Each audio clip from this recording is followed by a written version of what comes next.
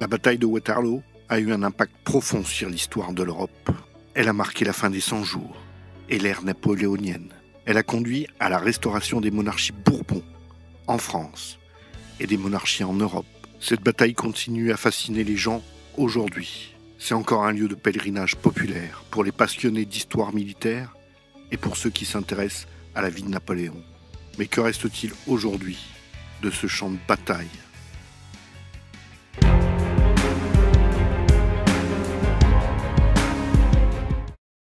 Le 16 juin, Napoléon bat en un premier temps les Prussiens de Blücher à Ligny, entre Charleroi et Namur.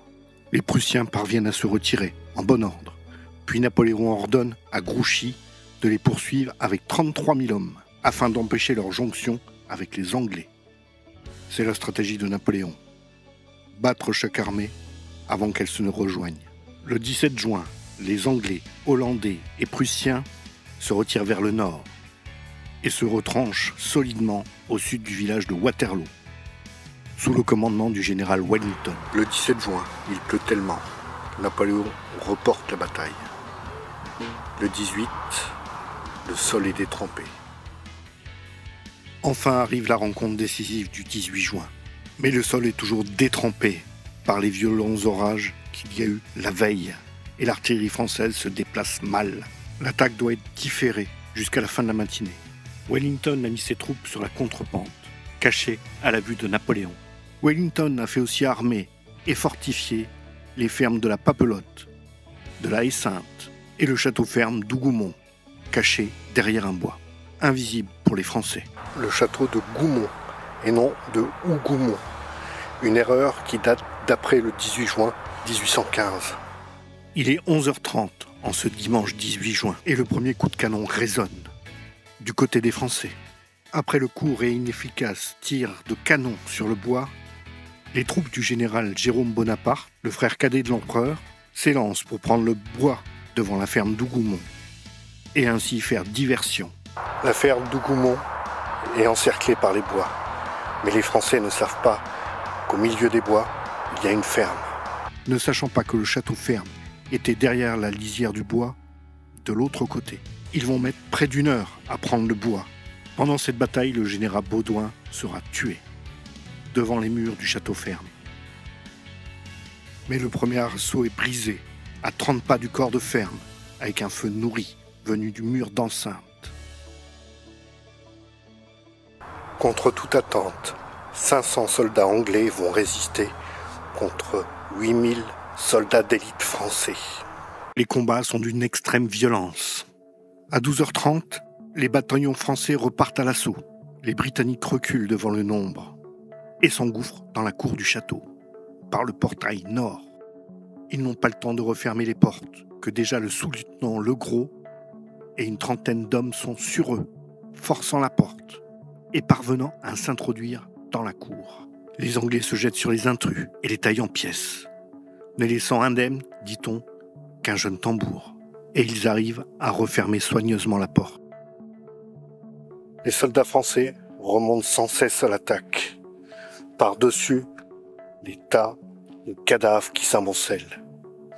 La bataille, ici, à la ferme d'Hougoumont, est une des batailles les plus acharnées que toutes les batailles qu'il y a eu sur Waterloo. Dans l'après-midi, un obus incendie la principale grange et le feu se propage. Plusieurs centaines de blessés périssent dans les flammes.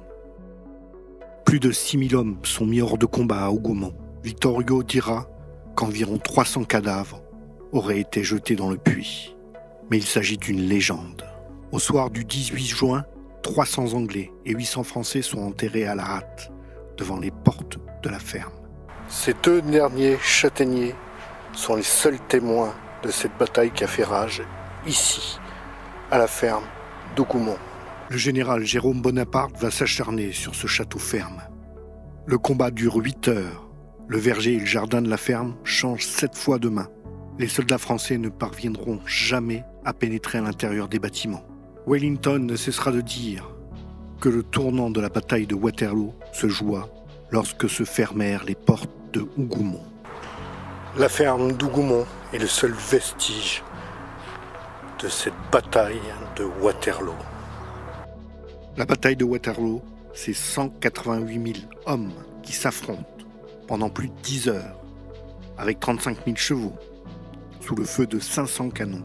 À partir de 16 heures, et venant du sud, 7 à 8 charges de plus de 8 000 cavaliers français, menés par le maréchal Ney, déferlent durant 2 heures sous le feu des tirailleurs alliés, sans jamais arriver à écraser les carrés de défense anglaises. Tu savais que l'expression « faire le mariole », ça vient d'un soldat napoléonien ? Dominique Gay-Mariol était un soldat de la garde impériale, au service donc de l'empereur Napoléon Ier. Lors d'une revue des troupes, au moment du présenter armes, Mariol tenait sur son épaule non pas un fusil, mais l'affût d'un canon, pesant une centaine de kilos. Il faut dire que Mariol mesurait plus de 2 mètres et était fort comme un Turc. Il n'est pas à l'origine de l'expression « faire le mariole », réellement. Mais il a contribué à diffuser l'expression dans la troupe et l'a rendue populaire avec le sens qu'on lui connaît. Et une autre expression, les dents du modeur, viennent aussi des troupes napoléoniennes. Le diastème, l'espace entre les 2 dents, le plus souvent entre les 2 incisives du haut. Les dents du bonheur, ou les dents de la chance. Et pendant les guerres napoléoniennes, les soldats devaient être rapides et avoir de la dextérité aussi. Et plus étonnant, de bonnes dents. Et c'est avec ces incisives qui devaient déchirer l'emballage en papier dans lequel se trouvait la charge de poudre. Et c'est au moment du recrutement que tout se jouait. Ceux qui avaient les dents trop écartées devant se trouvaient alors inaptes au combat, pour impossibilité de déchirer l'emballage, et donc réformés. On dit qu'ils avaient le bonheur d'échapper à la guerre. Il ne faut pas oublier que les uniformes sont hauts en couleur, et ça, ce n'est pas pour rien.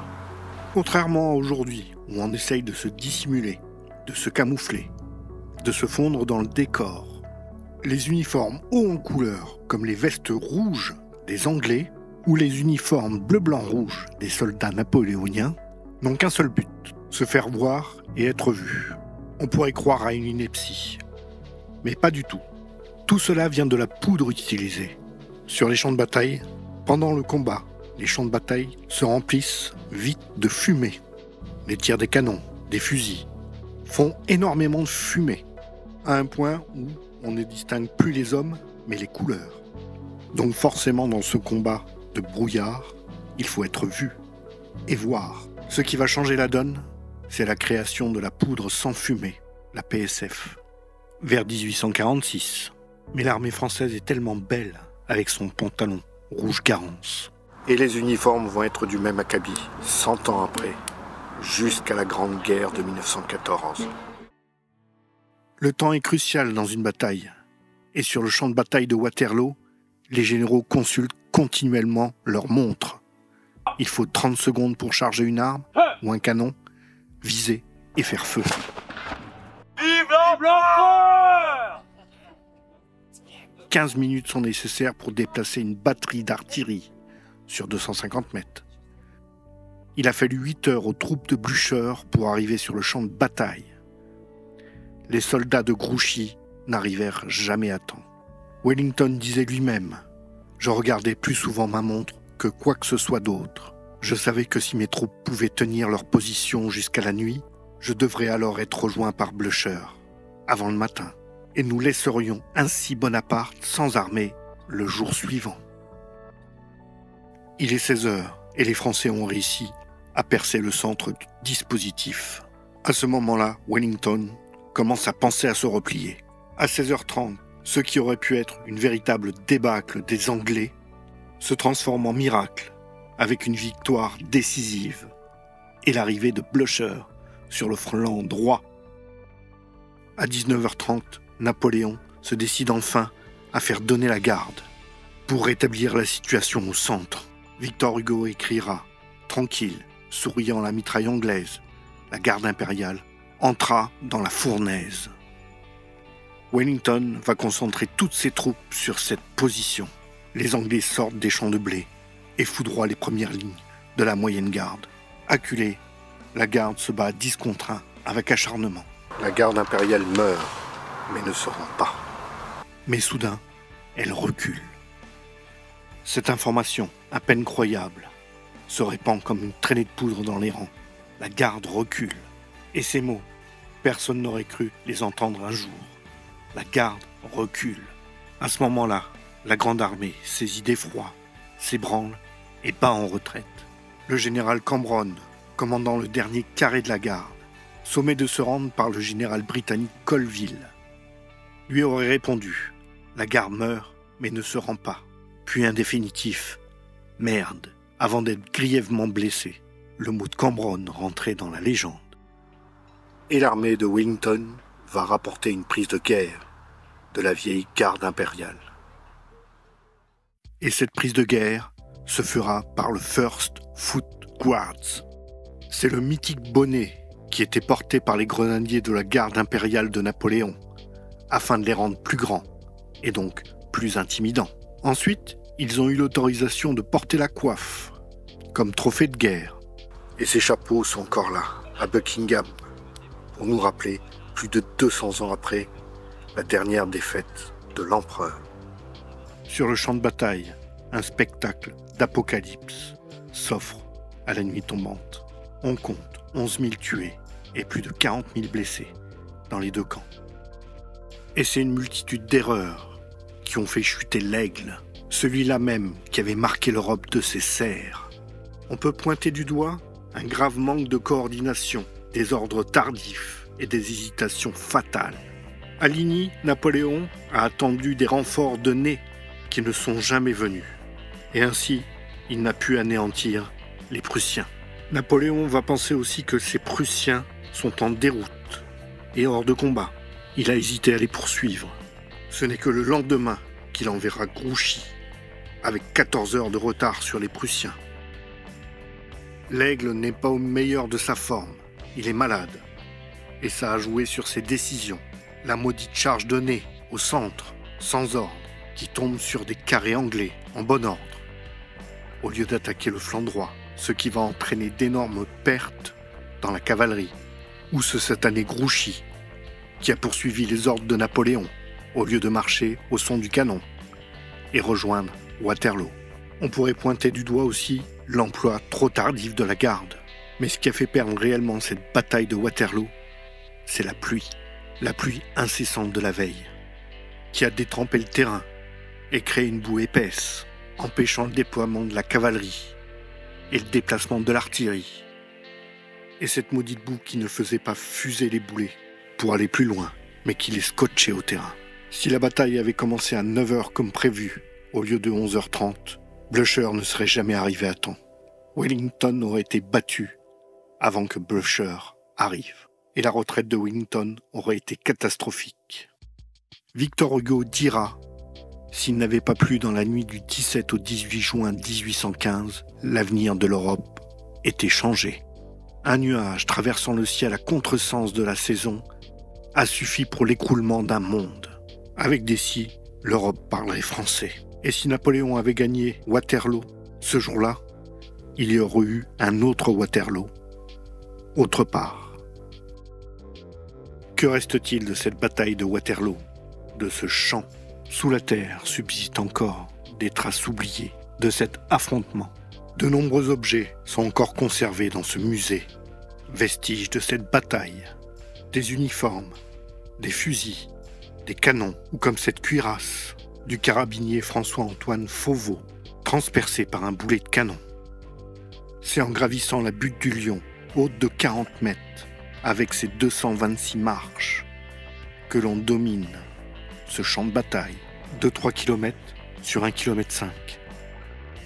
Et cette colline artificielle a été construite à l'emplacement même des lignes de défense de Wellington, juste avant la contrepente, où il avait caché ses hommes. C'est aussi un monument commémoratif pour rappeler la blessure reçue à cet endroit par le prince d'Orange des Pays-Bas. Le lion symbolise aussi la victoire des armées alliées défiant la France, une de ses pattes posée sur le globe terrestre, symbolisant la paix retrouvée. Le lion fut hissé sur son piédestal le 28 octobre 1826, soutenu par une colonne de briques. Wellington, en le visitant, quelques années après, déclara tristement que la pyramide du Lion avait gâté son champ de bataille. Au pied des escaliers et de ses 226 marches, la rotonde, mémorial, avec le panorama de la bataille. Une toile circulaire de 12 mètres de haut et de 110 mètres de long, précédée d'un faux terrain, afin de renforcer l'illusion d'optique. Les barrières, les fusils, les charrues sont des objets qui ont participé à la bataille.